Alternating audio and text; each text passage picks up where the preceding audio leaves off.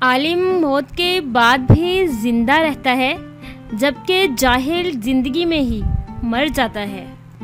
इल्म की सबसे बड़ी दुश्मन जहालत नहीं, बल्कि सब मालूम होने की खुशफहमी है।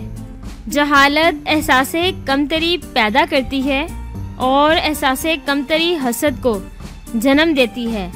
हसद जब हद से गुजरता है तो झूठ, गीबत, बहतान और बदअमली पर मजबूर कर देता है।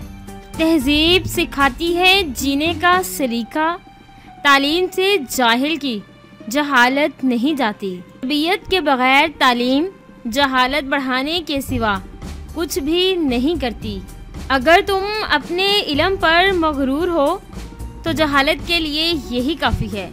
दूसरों में जहालत तलाश करना जाहिलों का काम है। जाहिलों में नहीं मिले इतने जितने जाहिल पढ़े लिखों में मिले। ज़माने की जहालत का आलम तो देख इकबाल, कीमती चादरें बेजान कब्रों पे और ज़िंदा इज़्ज़तें बेहिजाब फिरती हैं। जिसने रब के लिए झुकना सीख लिया वही इल्म वाला है, क्योंकि इल्म की पहचान आजिज़ी और जान की पहचान तकब्बुर है।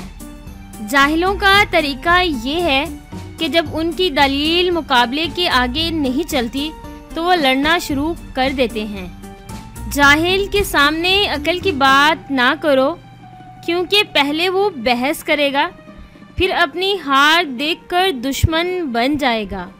जब गलती साबित हो जाए तो अक्लमंद अपने आप को दुरुस्त कर लेता है और जाहिल जिद पकड़ लेता है। सबसे बड़ा जाहिल वो शख्स है जो अपनी पूरी ज़िंदगी में इस बात को ना जान सका कि उसकी दुनिया में आमद का मकसद क्या है। दुनिया की बहुत सी मुश्किलों में से एक मुश्किल ये भी है कि पढ़े लिखे और काबिल लोग अपने फ़ैसलों में जितने मशकूक रहते हैं, जाहिल लोग अपने फ़ैसलों में उतने ही पुरएतमाद रहते हैं।